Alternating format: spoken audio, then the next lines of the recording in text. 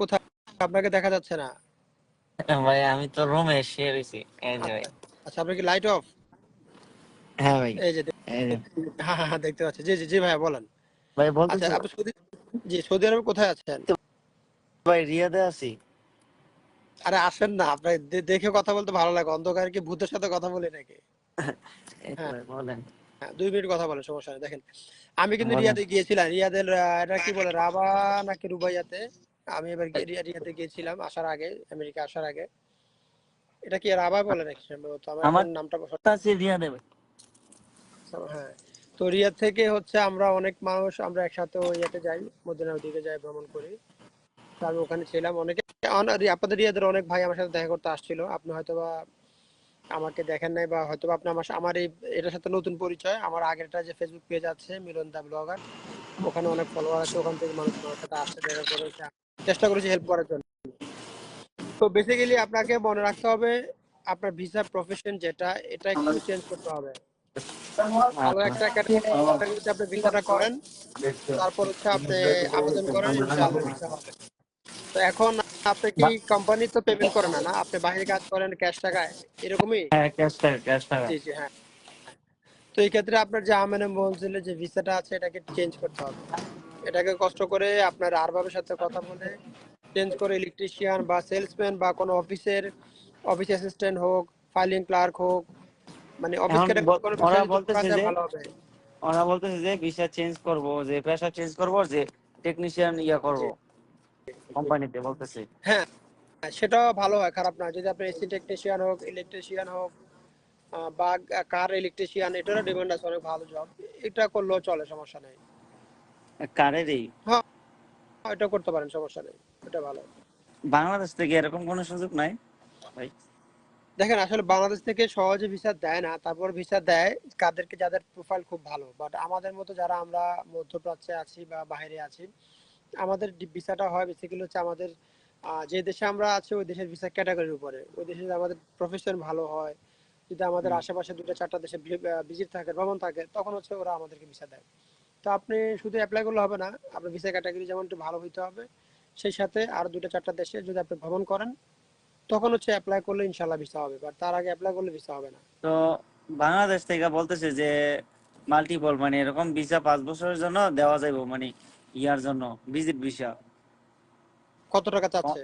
তো ওরা তো চায় অনেক টাকা, 14 লাখ টাকা চায়। তো কাজ তো কোনো কিছু দিয়ে দিব না বলতেছে। আচ্ছা, আমি বলি 1 মিনিট। মোশাররফ ভাই লিখেছেন যে ভাই 1 মিনিট অ্যাড দেন। মোশাররফ ভাই একটু লাইনে থাকেন, আমি আপনাকে কলে নেওয়ার চেষ্টা করতেছি। হ্যাঁ, একটু লাইনে থাকেন। হ্যাঁ, আচ্ছা। তো স্বপ্ন ভাইয়া, যেটা আপনাকে বলতেছিলাম, 12 লক্ষ টাকা 10 লক্ষ টাকা দিয়ে আমেরিকার ভিসা কেউ কাউকে দিতে পারে না। হ্যাঁ, আমার যখন অফিস ছিল দুবাইতে, আপনি তো আমার সম্ভবত দেখেছেন কিনা আমি জানি না। আমার আগের একটা ভিডিও পেজ আছে, ফেসবুক পেজ মিলন দা ব্লগার।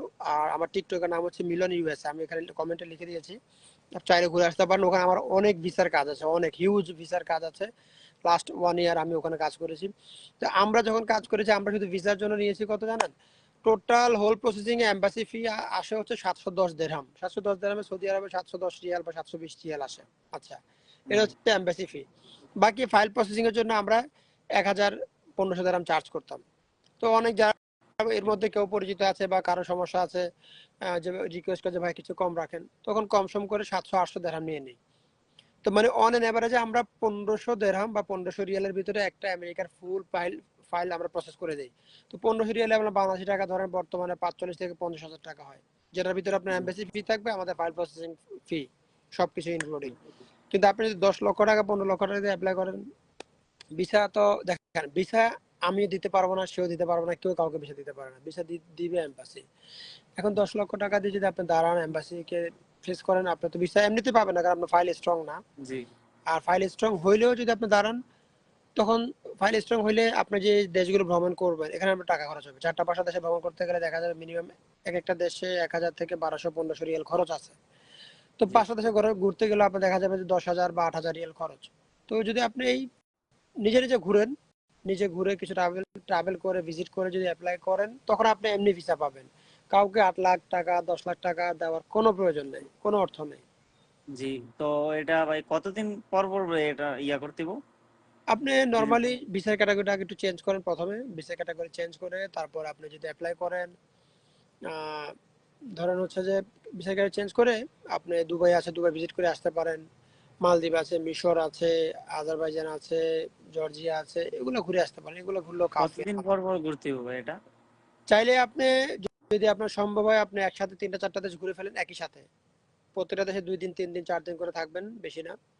আর যদি সম্ভব না হয় তাহলে আপনি একটা ভিজিট করবেন, ভিজিট করে 1 মাস 2 মাস 3 মাস 4 মাস 6 মাস গ্যাপ দিয়ে আবার করবেন, সমস্যা নেই। বাট একসাথে যদি করে আসতে পারেন, যেমন আমি একসাথে 3টা 4টা ট্রাভেল করেছিলাম, কারণ আমার সময় স্বল্পতা ছিল, এই কারণে আমি একসাথে 3টা 4 ট্রাভেল করে 6 মাস 1 বছর পরে গিয়ে আমি এম্বাসির জন্য দাঁড়াইছি। এটা আপনার যদি হেল্প করতে পারবেন না এখানে, এখন তো এখানে তো ভাই সবাই টাকা নিয়ে কিন্তু কাজ করে না দেখেন বেশি। এখন আমি কিন্তু আপনার বললাম না, আপনি আমার টিকটকে গেলে দেখবেন, লিঙ্ক দেওয়া আছে এখানে কমেন্টে, মিলন ইউএসএ আমার আমি টিকটকের নাম। দেখছি, কিন্তু আপনারা হোয়াটসঅ্যাপও নক দিছি। হোয়াটসঅ্যাপে অফ হয়ে যায়, আমার ফোনে ডিসপ্লে ভেঙে গেছে, ওই ফোনে আমি আসতে পারতেছি না। এখন আমি ডিসপ্লে ঠিক করতে গেলে আমার ওরা খরচ চাচ্ছে হচ্ছে $100 ফোন ডিসপ্লের জন্য। ওটা স্যামসাং ফোন ছিল একটা আমার, তো $300 দিয়ে নতুন ফোনে পাওয়া যায়। এই জন্য আমি আর ফোনটা ঠিক করতেছি না এখন অব্দি। ওই ফোনে হোয়াটসঅ্যাপ ছিল আর কি। তো তারপর আমি দেখি, আবার ওই নাম্বারটা হচ্ছে দুবাই নাম্বার তো। তারপর আরেকটা নাম্বার নিয়েছিলাম আমেরিকার, ওই আমেরিকার নাম্বারটা বন্ধ হয়ে গেছে। আমেরিকার নাম্বারের সমস্যা কি জানেন? প্রতি মাসে রিচার্জ করতে হয়, প্রতি মাসে যদি রিচার্জ না করি ফোন সিম বন্ধ হয়ে যায়। এখন মনে করেন আমার কাছে 2টা সিম, যেটা আমি একটা আমার অফিসিয়াল কাজকর্মের জন্য রাখি, আর ওইটা ছিল মানে মানুষের সাথে যোগাযোগ করার জন্য। কিন্তু ওই সিমে যে হোয়াটসঅ্যাপটা ছিল ওইটা এখন বন্ধ হয়েছে, কারণ ওটা আমি রিচার্জ করিনি। এখন আমার ওই সিমটা আমার প্রয়োজন না, আমি প্রতি মাসে $50 রিচার্জ করার কোনো আমার অর্থ নেই। $50 দুবাই ধরেন 100, 3 4 12 না, 4 5 মানে এভারেজে 180 থেকে 200 দিরহাম আসে। আপনার কারেন্সি অনুযায়ী সৌদিতে 180 থেকে 200 রিয়াল। তো 200 রিয়াল আমার তো খরচ করার প্রয়োজন নাই। আমি ওই সিমটা অ্যাক্টিভ করতে হলে প্রতি মাসে 200 রিয়াল আমার রিচার্জ করা লাগে। মানে আমার ও, তো সিম ইউজ করার দরকার নাই, কারণ আমি এখন যেটা চালাচ্ছি এটা তো আমার টাকা দিতে হয়। মানে এই আমেরিকাতে সমস্যা হচ্ছে এটা। বাংলাদেশের মতো বা দুবাই সৌদির মতো আপনি একসাথে অনেকগুলো সিম চালাতে পারবেন না। চালাতে পারবেন কিন্তু প্রতি মাসে রিচার্জ করতে হবে। তা আমার তো প্রয়োজন নেই প্রতি মাসে রিচার্জ করা। তো তারপর আমি দেখি, আমি আহ, অন্য একটা কি বলে দেখি, আমার দুবার একটা নাম্বার দিয়ে অ্যাড করে আমি আবার অ্যাড হওয়ার চেষ্টা, কিন্তু আসলে অ্যাড হইতে গেলে পারবো না। আমি আমি চাকরি করি, এখানে সময় পাই না। এই যে আজকে আমার অফ ডে, দেখেন আমি আমার আসার কথা ছিল বাংলাদেশ টাইম রাত 8টা বাজে, কিন্তু আমার আসতে লেট হয়েছে, আমি ঘুমাইছি। কারণ সারা সপ্তাহ কাজ করে একদিন ছুটি পাই। তো এই জন্য আসলে সম্ভব হয় না কথা বলা। আমি অন্য সময় আমি কিন্তু কথা বলতে পারি না। আমি কমেন্টে রিপ্লাই দেই, টিকটকে বলেন বা ফেসবুকে বলেন, ইউটিউবে বলেন, রিপ্লাই দেওয়ার চেষ্টা করি, কিন্তু সরাসরি কথা বলা, রেসপন্স করা। আপনাকে যদি নাম্বার দেয় আপনি দিবেন ফোন, বুঝতে পেরেছেন? তা ফোন দিলে আমি থাকি কাজে, আমি 12 13 ঘন্টা কাজ করি, 12 13 ঘন্টা কাজ না, করার পরে মানুষ কি নাম্বারটা দিলে তো ভালো হতো, যে পরবর্তীতে যখন কাজ করবো তখন। না না না, আমি আরে বিচার কাজ করি না, বিচার কাজ ছেড়ে দিয়েছি। আমি নাম্বার এই জন্য কাউকে দিচ্ছি না, কেন ভাই? আমি বিচার কাজ বিচার কাজ না, করতেছি যে কোনো সময় যদি কোনো কিছু ইয়া করি তখন তো ভাই আপনার তো সবকিছু তথ্য না। জানতে তথ্য, পারবো। হ্যাঁ তথ্যের জন্য হচ্ছে আপনাকে কমেন্ট করতে পারেন, কমেন্ট করে আমি রিপ্লাই দিয়ে দিব। আর এছাড়া ওই যে বললাম যে আমি লাইভ কলে আসবো, লাইভ কলে আসলে তখন অ্যাটেন্ড হতে পারেন, না, সমস্যা নেই। বলতেছি যে নাম্বার দিলে মেসেজে এরকম মেসেজ দিয়ে রাখলাম, কল না দিয়া। আপনার মেসেজ কেমনে দিবেন না? ওই নাম্বারে কিছুই নাই, দিলে ডাইরেক্ট কল দিতে হবে। আমি ওই নাম্বারে কিছুই রাখি নাই। ও, মানে আপনার কোনো কিছু হোয়াটসঅ্যাপ নাম্বার নাই, ইমো নাম্বার নাই? না, নাই, আমি ওটা কিছুই রাখি না ওই নাম্বারে। কেন? কারণ আমি জানি নাম্বার থাকলে ওরা ফোন দিবে, মেসেজ দিবে। কারণ আমি এখন খুব খুব চাপে আছি, বুঝছেন? আচ্ছা ধরেন আমি কেন কাজ করব, ধরেন আমি তো ফাইল করলে টাকা পাই, টাকা পাই না? একটা কাজ করব আমেরিকা বলেন, ইউরোপের বলেন বা অস্ট্রেলিয়ার কোনো কাজ করলে আমি তো টাকা পাই। তো আমি কিন্তু আলহামদুলিল্লাহ এখানে তো কাজ করে টাকা পাচ্ছি। এখন আমি যদি আরো অতিরিক্ত টাকা আর্ন করার চিন্তা করি, তাহলে এটা আমার জন্য বাড়তি প্রেশার। আর ভিসার কাজগুলো খুবই সেনসিটিভ কাজ। একটা না, আপনার নামের স্পেলিং, আপনার ডেট অফ বার্থ, আপনার জন্মসাল, আপনি কোথায় কি করছেন না করছেন, প্রত্যেকটা জিনিস খুব সেনসিটিভ। এক একটা অক্ষর দেখে দেখে লিখতে হয়, মানে যদি ভুল হয় অনেক মুশকিল। এগুলো আসলে মানে এত কিন্তু সহজ আমার জিনিস না।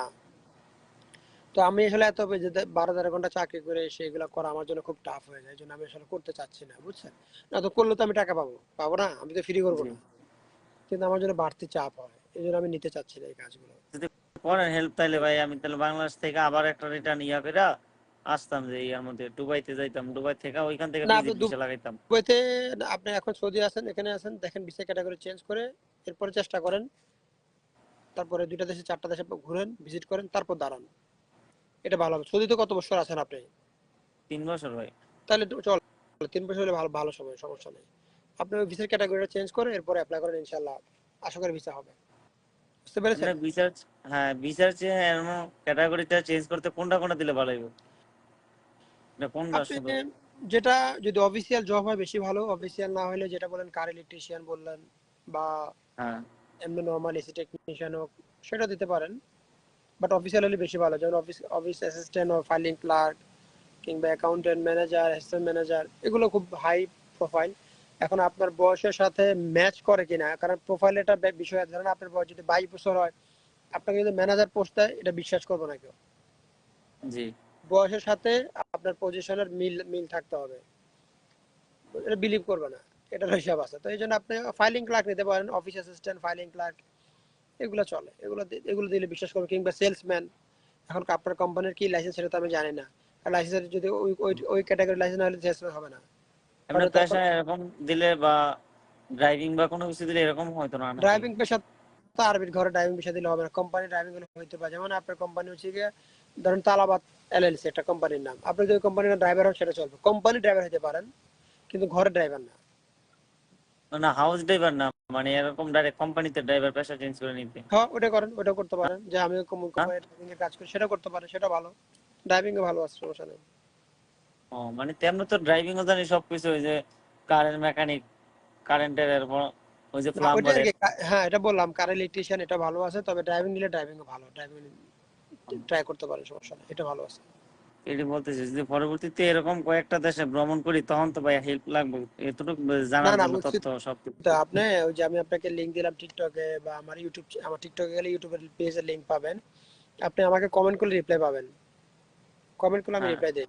হয়তো একদিন আপনার পরে বা ইয়াতে দুদিন পরে হলেও দিলেও কিন্তু আমি রিপ্লাই দেই। ফেসবুক পেজের মধ্যে তো ইয়া দিছিলাম, নক দিছিলাম। ফেসবুক পেজে না, আপনার কমেন্ট আসে নাই দেখেন, হয়তো বা আপনার ইনবক্সে গেছে, আমি ইনবক্সে রিপ্লাই দেই না। ইনবক্সে হাজার হাজার মেসেজ আসে, বসে থাকে, ইনবক্স অফ করে রাখছে। আপনি কমেন্ট এটা করবেন, আমি বলি আপনি যদি কমেন্ট করবেন, হ্যাঁ কমেন্ট করবেন, একটা কমেন্ট দুইটা ভিডিওতে করবেন, তাহলে আমি যদি একটা ভিডিওতে কমেন্ট আমার চোখে নাও পড়ে, পরবর্তীটা আমার চোখে পড়বে, কারণ আমার কাছে কমেন্ট করলে নোটিফিকেশন আসবে। আসলে আমি যখনই ফ্রি হবে আমি রিপ্লাই দিয়ে দেবো। রিপ্লাই পাবেন, রিপ্লাই নিয়ে সমস্যা নেই। বর্তমানে আমি বেশি কমেন্টে রিপ্লাই দিচ্ছি হচ্ছে ফেসবুকে আর ইউটিউবে। টিকটকে হাজার হাজার কমেন্ট আছে, টিকটকেটা দিতে গেলে মাথা খারাপ, আমি টিকটকের আমি কমেন্ট খুঁজে পাই না। আমার লাস্ট কিন্তু ভিডিওতে টিকটকে এত কমেন্ট, আমি মানে কমেন্ট একটা ভিডিওতে যদি আপনার 800-900 কমেন্ট, আমি কমেন্টে খুঁজে পাই না যে কে কোথায় গেছে, এটা খুঁজতে খুঁজে আমি পাই না, নোটিফিকেশন দেখি পরে আর খুঁজে পাই না আমি আর। মানে এমনিতে বলতেছে সৌদি আরব থেকে ক্রোয়েশিয়া যাওয়া যাইবো, হাঙ্গেরিতে যাওয়া যাইবো, 10 লাখ টাকা নিব। ভাই ভাই এগুলো প্রতারণা, প্রতারণা, এগুলোতে যাওয়ার দরকার নাই। আপনি রিসার্চের ক্যাটাগরি চেঞ্জ করেন, চেঞ্জ করে তারপরে যেটা বললাম দুইটা চারটা দেশ আশেপাশে গুলো ঘুরেন, ঘোরার পরে দাঁড়ান, ভিসা দিবে।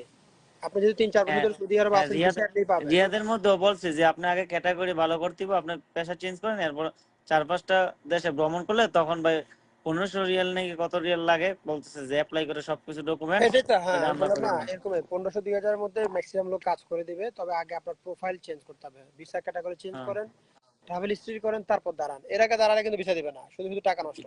এমনি কি জবের ইয়া দিব নাকি এমনিতে না ইয়া না, জব ভিজিট? ভিসা তো, জব ভিসা পাওয়াটা ডিফিকাল্ট। আপনি ভিজিটের জন্য অ্যাপ্লাই করেন, ভিজিট দেখেন, সমস্যা নেই। ভিজিট আইসা তখন ওইখানে কাজ পাবো কেমনে ভাই? তো হয়রানি তো। ভাই কোথায়, আপনি যে দেখি না কেন, আমি বলি আপনার দেখা মতে আপনার পরিচিত আত্মীয় স্বজনের ভিতরে ইউরোপ, আমেরিকা, কানাডা থেকে কেউ আছে আছে পরিচিতের ভিতরে? আত্মীয় স্বজন, আত্মীয় স্বজন কানাডা তো আছে। এখন আমি যেখানে কাজ করছি, এই যে কার মেকানিক্যাল টেকনিশিয়ান হয়ে গেছে প্রায় 7-8 মাস হয়েছে, কানাডাতে গেছে। আচ্ছা, তো কানাডা গিয়ে সে কি বলে, সে কি খারাপ আছে, সে কি না খাইয়ে আছে? না না না খাইয়ে না, কিন্তু হ্যাঁ তো বলতেছে যে বাংলা ইয়ার সৌদি আরবের রিয়াল এখানে হ্যাঁ আসলে স্যালারি 3,000, তো এখন নাকি ওইখানে 14,000 টাকা এর স্যালারি 14,000 এই রিয়াল। সৌদি আরবের। হুম। হ্যাঁ তো নাকি দেখেন চোদ্দ মাসে হাজার নাকি রিয়াল 2বার পায় স্যালারি, মাসে, 2বার। মাসে 2বার স্যালারি দেয়, বুঝছে? আচ্ছা যাক, এমনি নর্মাল সাপ্তাহিক পেমেন্ট দেয়, তো হয়তো বা ওই এক সপ্তাহ মাসে 2বার পেমেন্ট দেয়, হচ্ছে এক সপ্তাহ স্যালারি হয়তো আটকে রাখে। আবার এমন হইতে পারে, এখন উনি যেটা 14,000 বলছে, এটা পুরো মাসে 14,000, হ্যাঁ তার মানে 7,000 করে আছে, যাক সমস্যা নেই। দেখেন, তো তাহলে দেখেন মানে সে যে গেছে, সে তো খারাপ নাই, সে না, তো চাকরি পাইছে, আপনি গেলে আপনি পাবেন, এটা পাওয়া হ্যাঁ যায়। জব ভিসায় ডাইরেক্ট গেছে জবে, ওইখানে ডাইরেক্ট আর জব নিয়ে আত্মীয় গেছে? ছিল। হ্যাঁ ও না, জবে। ডাইরেক্ট জবে গেলে সেটা আলাদা কথা। দেখেন ডাইরেক্ট জব নিয়ে গেলে এটা টোটাল ভিন্ন ওর ভিন্ন subject। ওর সিস্টার আছিল, কিন্তু ওই বাংলাদেশি না, ওই ফিলিপিনি। নরমালি আমি বলি আপনাকে, যারা এখান থেকে যায় ভিজিট ভিসা, তারাও কিন্তু কাজ খুঁজে পায়। 2 বছর ঘুরছে এমন হয়তো 2 বছর পরে গিয়া পাইছে জবটা কি সে কি এখান ফিলিপিনি থেকে। ছিল, কি হ্যাঁ বাংলাদেশের ফিলিপিনি, ফিলিপাইনের? ফিলিপিনি, হ্যাঁ ফিলিপিনের। ফিলিপাইনের সাথে তো আমাদের মিলাইলে হবে না ভাই। ফিলিপাইনেদের সব জায়গায় প্রায়োরিটি বেশি, ওদেরকে অগ্রাধিকার বেশি দেয়, আমাদেরকে ওরকম দেয় না। ফিলিপাইনের সাথে হ্যাঁ আমাদের কম্পেয়ার করলে হবে না। তবে আপনার ক্ষেত্রে, আমার ক্ষেত্রে আমরা যেটা বলি, ট্রাভেল করেন, 4টা 5টা দেশে ভিজিট করে তারপর দাঁড়ান, সেটা ভালো হবে। তাহলে অল্প টাকা ভিসা পাবেন। আর ধারাম আসার এইটি পরে তো। আপনি যখন আসতে পারবেন, দেখবেন যে আপনি আশেপাশে গ্রামের মানে মানুষজন পাওয়া যায়, আর এখানে আসলে হেল্প করে। বিশেষ করে আপনি আসলে বাংলাদেশি কারো কাছে চাকরি চাইলে উনি থাকলে দিবে। যেমন আমি আমি ফেসবুকে পোস্ট দিচ্ছি আমাকে জবের অফার, আমি ফেসবুকে লিখে দেবো আমারটা জব লাগবে, অনেকে আমাকে কল দিছে। তো এরকম মানে আসলে কাজ পাবেন, কাজ নিয়ে তো মুশকিল না। ঠিক আছে, শুধু আসার সময় 2-3 মাসের খরচের টাকাটা নিয়ে আসবেন, শেষ। এটা একটা সাপোর্ট। এটা কারণ কত ডলার লাগবে এমনিতে? এমনি এয়ারপোর্টে তো চেক করে, এয়ারপোর্টের জন্য আপনি মোটামুটি $4-5 হাজার সাথে নিয়ে রাখলে ভালো।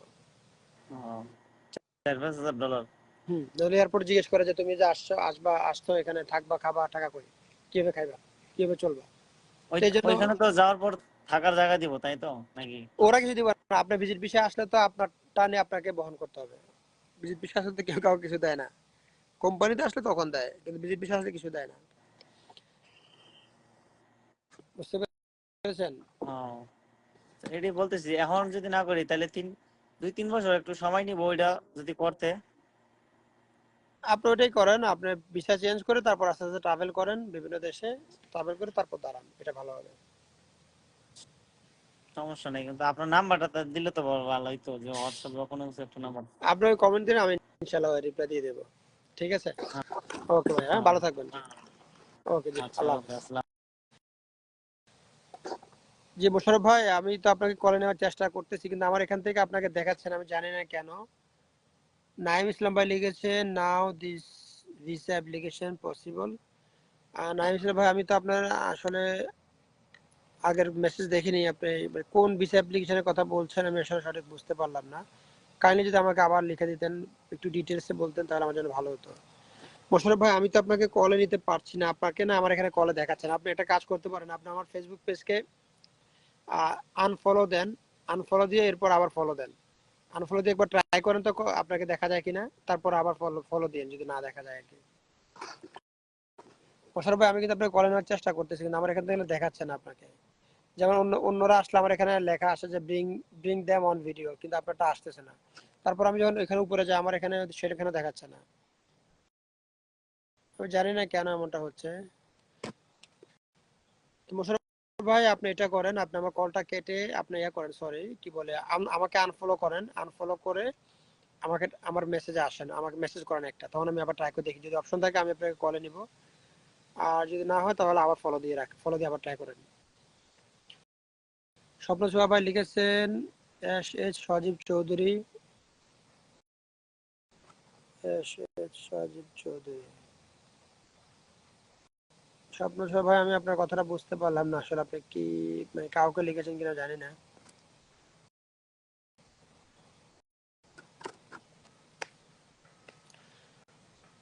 আসলে ভাই, আপনি একটু চেষ্টা করেন, আমি আসলে লাইভ থেকে বের হয়ে যাবো। দেখেন যদি আপনি আসতে পারেন তো ইনশাল্লাহ কথা হবে। ট্রাই করে দেখেন আরেকবার, আনফলো করে আবার ট্রাই করে দেখেন তো আসে কিনা। আর যদি এখানে না আসে তাহলে আমি টিকটকে আসতেছি, আপনি টিকটকে লাইভ ভিডিওতে আসতে পারেন, ওখানে কথা বলতে পারবেন, সমস্যা নেই।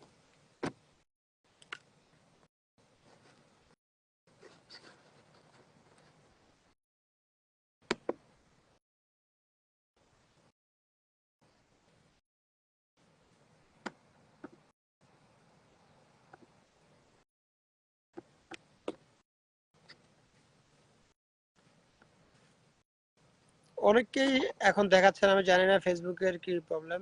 আগে খুব সহজ ছিল সবাইকে লাইভ কলে নেওয়া, এখন লাইভ কলের অপশনটা ডিফিকাল্ট হয়ে গেছে।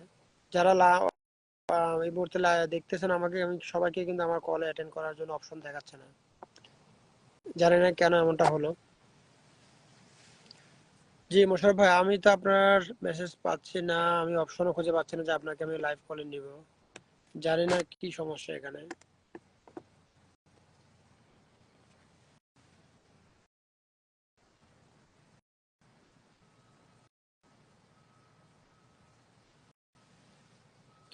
আচ্ছা মোশাররফ ভাই, আপনি আমার টিকটকে চলে আসেন, আমি টিকটকে লাইভে আসবো, ওখানে আপনি আমার সাথে অ্যাড হতে পারবেন। হ্যাঁ, ইনশাআল্লাহ ওখানে কথা হবে। টিকটকে চলে আসেন, আমি এখন টিকটকে যাচ্ছি। হ্যাঁ, টিকটকের লিংক কিন্তু উপরে আমার কমেন্টে দেওয়া আছে। কমেন্ট থেকে আপনি আমার টিকটক পেজে চলে আসেন। টিকটক থেকে আমি লাইভ আসবো, ওখানে আপনি কলে অ্যাটেন্ড হতে পারবেন। এখানে ফেসবুকে কি প্রবলেম আমি জানি না, ফেসবুকে আসলে দেখাচ্ছে না। তো ঠিক আছে ভাইয়া, ভালো থাকবেন। সবাই ভালো থাকবেন, যারা আমাদের কলে অ্যাটেন্ড হয়েছেন বা আমাদের ভিডিওটা দেখেন, সবাইকে অসংখ্য ধন্যবাদ। দেখা হবে ইনশাআল্লাহ পরবর্তী কোনো ভিডিওতে, পরবর্তী কোনো লাইভ ভিডিওতে দেখা হবে। আর যদি কোনো ধরনের প্রশ্ন থাকে আপনারা কমেন্ট করতে পারেন, আমি ইনশাআল্লাহ আপনাদেরকে সঠিক উত্তর দিয়ে হেল্প করার চেষ্টা করবো। ভালো থাকবেন। আহ, আমেরিকা নিউ ইয়র্ক থেকে সবাইকে আল্লাহ হাফেজ, বাই বাই।